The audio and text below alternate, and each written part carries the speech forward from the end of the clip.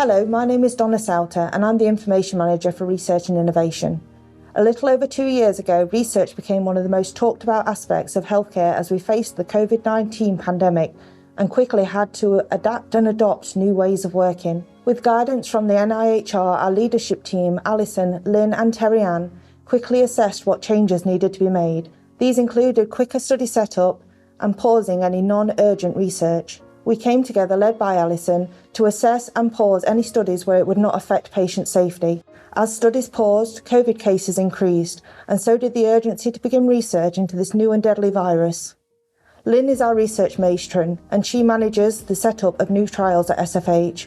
Usually this is done through a well-versed process with a target of 40 days to set up each trial. With COVID-19 research, this was not the case. These trials needed setting up immediately due to the nature of the pandemic and the danger our society was facing. With her years of experience within research, Lynn was able to meet the needs of the service and get these trials set up quicker than we'd ever seen. She led the team to become one COVID-19 research team.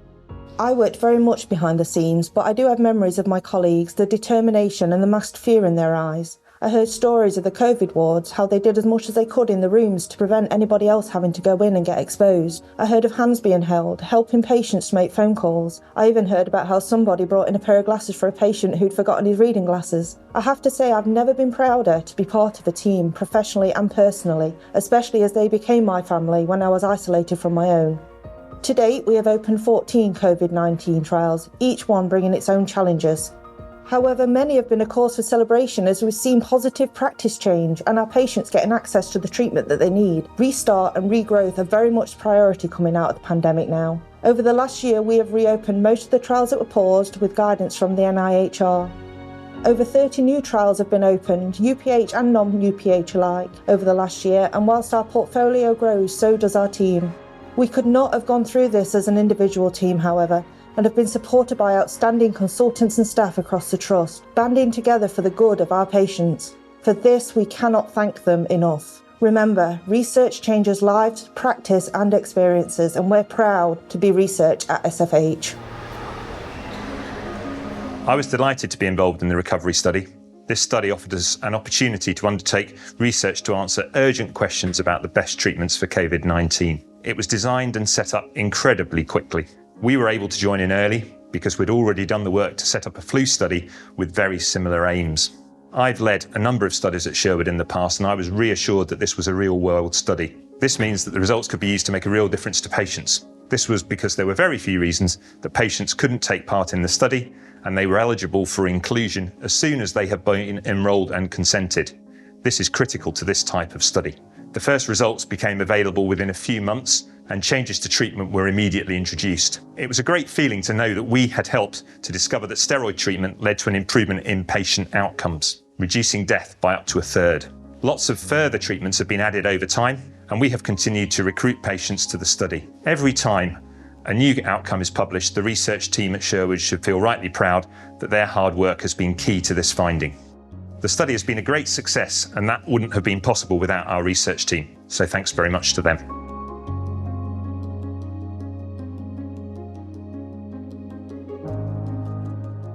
Today, I wanted to really talk to you about recovery. This study's really helped promote research within the Trust, and it's really benefited our patients. We've had some successful drug trials within the recovery study. That includes dexamethasone, tocilizumab and baricitinib.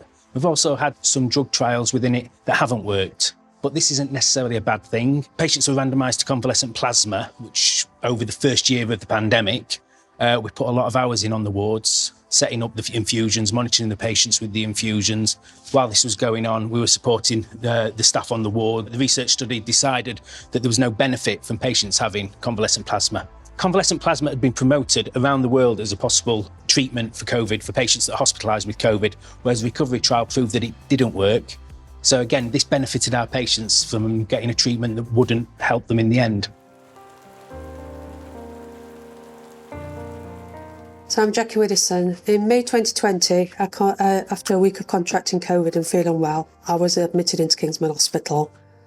When the ambulance doors closed, I wondered if I'd ever see my family and friends again. It was very frightening, and at that point there was little or no medications or treatments available in the fight against COVID. I've never swam through wet concrete, but that's how I imagine my lungs felt. They were really heavy and it was very difficult to breathe. During my stay, I was introduced to the research team who explained the recovery trial and if I wanted to participate in the data collection study. They introduced research into my care with my consent. I felt absolutely no pressure to continue with the trial. They were very kind, considerate and professional. They came to see me daily. It was a pleasure to see them because at that point in time there were no visitors. So they had little conversations with me and made me feel at ease. After my discharge and several months later, I'd forgotten about my stay in hospital. I was getting on with my everyday life, back to work, and I received update letters from the recovery trial thanking me for taking part and letting me know that because of the research, 4 new drugs had been licensed in the combat against COVID. It was really nice that they had kept me informed of the progress and the outcome of the research that I'd previously undertaken. Before COVID, I had heard of the research team, but the pandemic really highlighted how really important research was in the fight against COVID. I was very proud to be part of this healthy future and grateful for the opportunity.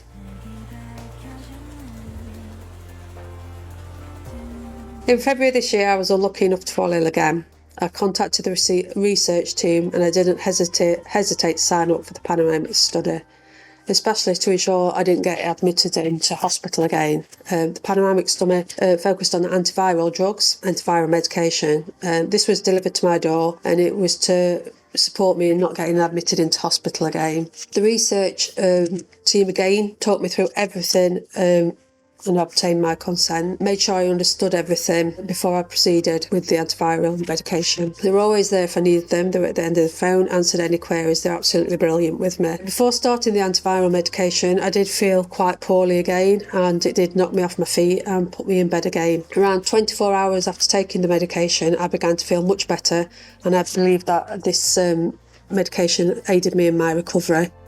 I was able to return to work quickly and I didn't feel at all so tired as what I did with my previous episode. If I was unlucky enough for a third time to catch COVID, I would contact the research team again and consider taking part in any more trials that were available. The team are really approachable and friendly and alleviate any fears or concerns. They're absolutely brilliant with me.